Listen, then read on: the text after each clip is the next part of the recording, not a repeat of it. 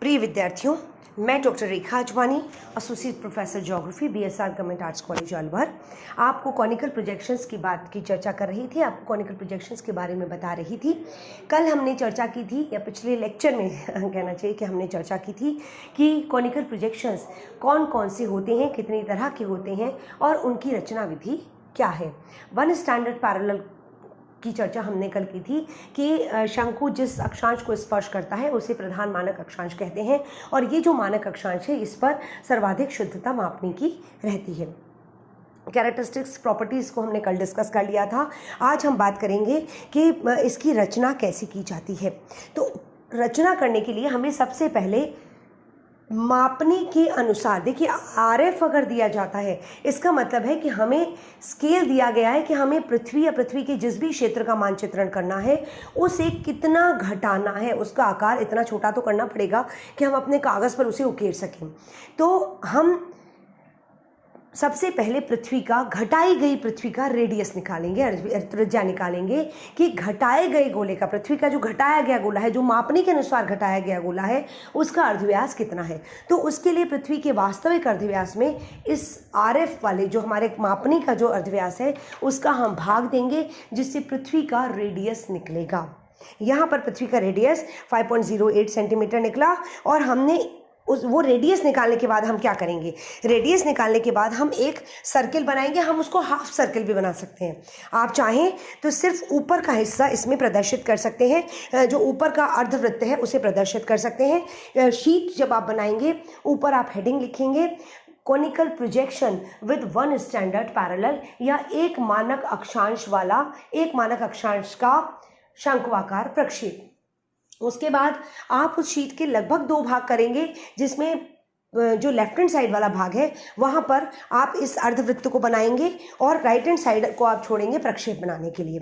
इस हिस्से में सबसे पहले हमारी जो त्रिज्या आती है, उस त्रिज्या के आधार पर आप केंद्र में ये जो O बिंदु है इस पर प्रकार रखकर और एक अर्धवृत्त बनाएंगे। यहाँ पर पूर्ण वृत्त बना हुआ है, हम इसे अर्धवृत्त के रूप में भी प्रदर्शित कर सकते हैं। ये अर्धवृत्त जब आपने बना लिया, इसके बाद चूंकि आपका मानक अक्षांश ये अर्धवृत्त बन गया W से E तक का, O इसमें केंद्रीय बिंदु है। फिर O बिंदु पर हम D रखकर 50 डिग्री का कोण बनाएंगे। 50 डिग्री का कोण जो इसमें AE है, AOE जो है ये यहाँ पर 50 डिग्री का कोण है, क्योंकि 50 डिग्री हमारी मानक अक्षांश है।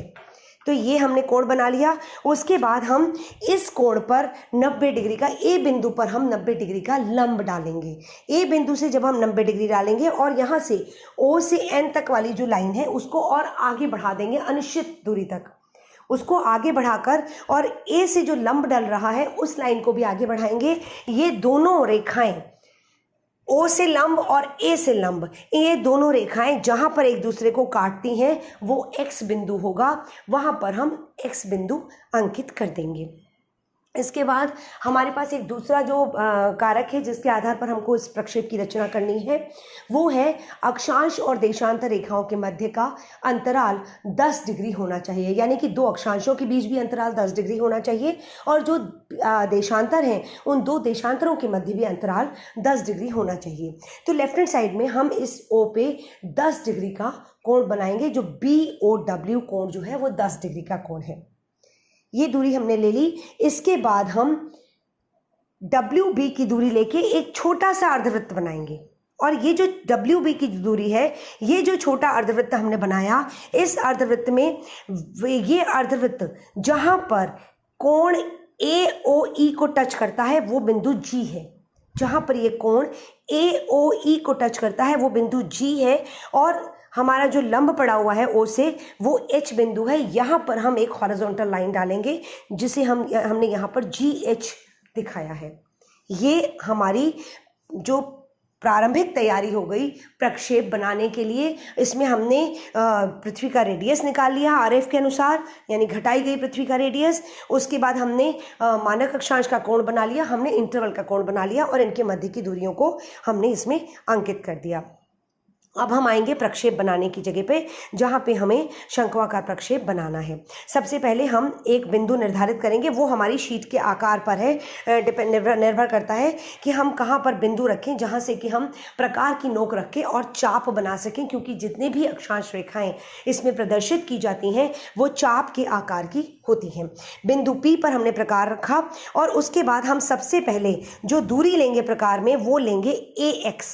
ये जो AX हमने दूरी निकाली है, इस दूरी को हम प्रकार में भरेंगे और इस P बिंदु पर रखकर प्रकार से जब हम चाप बनाएंगे तो ये दूरी 50 डिग्री अक्षांश रेखा को दिखाएगी, जो कि मानक अक्षांश है। ये वाला चाप इसमें बनेगा जो KLM जो आपको दिख रहा है, MLK, ये वाला जो चाप है, ये चाप बनेगा जो कि 50 डिग्री अक्षांश को दिखाता है। ये मानक अक्षांश है।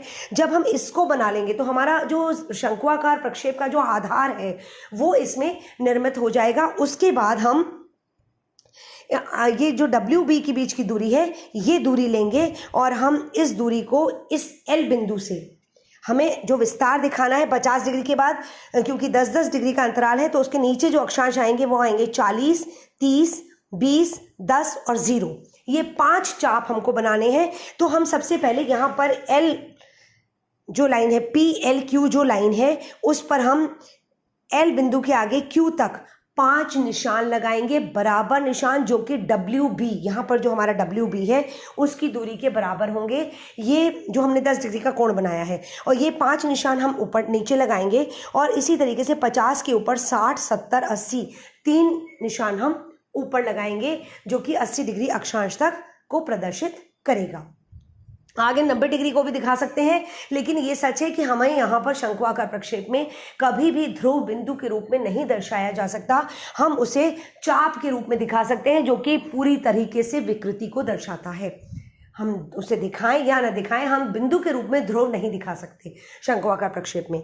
तो हमने ये बिंदु लगा दिए, WB की दूरी लेकर L से 5 निशान नीचे और 3 निशान ऊपर, और इस तरीके से हमने 0 डिग्री से 80 डिग्री तक के चापों के बिंदु निर्धारित कर लिए।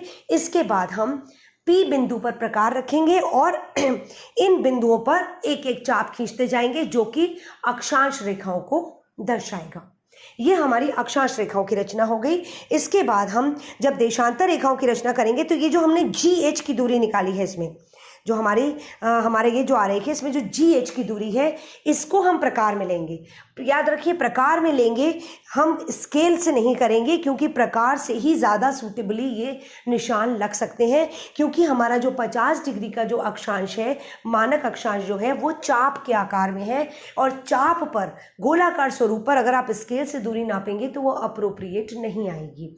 अतः हम GH की दूरी प्रकार में भरेंगे और इस पर हम निशान लगाएंगे। ये हमने 0 डिग्री प्रधान देशांतर मान ली, जो मध्यवर्ती रेखा है, जो QLMAP जो है, ये मध्यवर्ती रेखा प्रधान देशांतर हो गई, 0 डिग्री देशांतर है। इसके बाद हम 10-10 डिग्री से, यहाँ पे हमें 90 डिग्री देशांतर तक अगर दिखाना है, 90 डिग्री पूर्वी देशांतर तक, तो हम 0 डिग्री से 9 निशान ईस्ट की तरफ और 9 निशान वेस्ट की तरफ लगाएंगे, और सीधी रेखा के तौर पे इन निशानों को इस P बिंदु से जोड़ देंगे या पोल पर जोड़ देंगे। हम इसे पोल पर नहीं जोड़ना चाहें, अगर हमने 80 डिग्री देशांतर बनाया है तो हम इस 80 डिग्री के पर ही इसको टच कर सकते हैं, पर सीधी रेखा उसके बाद खींच देंगे इन्हीं निशानों के, इन्हीं चिन्हों के सहारे, जो हमारे देशांतरों को दर्शाती है। ये देशांतर हमारी मानक अक्षांश पर बने हुए चिन्हों के आधार पर बनेगी, और विकिरण विधि के द्वारा, यानी सीधी किरणों के रूप में इसको हम P बिंदु से जोड़ देंगे। ये हमारी देशांतर रेखाएं हो गई। इनका अंकन कर देंगे। मध्यवर्ती देशांतर रेखा 0 डिग्री है, उसके बाद 10, 20, 30, 40, 50, 60, 70, 80, 90 डिग्री ईस्ट, और 0 से ऐसे ही 10 से लेकर 90 डिग्री वेस्ट तक हम 10-10 डिग्री के अंतराल पर ये देशांतर रेखाएं खींच देंगे। अक्षांश रेखाओं का अंकन हम पहले ही कर चुके हैं, जहां हमने 50 डिग्री प्रधान अक्षांश के बाद 3, 60, 70, 80 उत्तर की ओर और 5 अक्षांश दक्षिण की ओर बनाकर और इसको तैयार कर लिया है। ये हमारा एक मानक अक्षांश वाला शंक्वाकार प्रक्षेप है, जिसमें 50 डिग्री को हम थोड़ा सा और हाईलाइट कर देंगे, थोड़ा सा बोल्ड कर देंगे, जिससे नजर आ जाए कि ये हमारी मानक अक्षांश है, जिसके सहारे स्केल पूरी तरीके से शुद्ध रहता है। तो ये शंक्वाकार प्रक्षेप की एक मानक अक्षांश वाले शंक्वाकार प्रक्षेप की रचना विधि है। इसके बाद हम अगले लेक्चर में 2 मानक अक्षांश वाले शंक्वाकार प्रक्षेप की बात करेंगे। आज के लिए इतना ही। Thank you.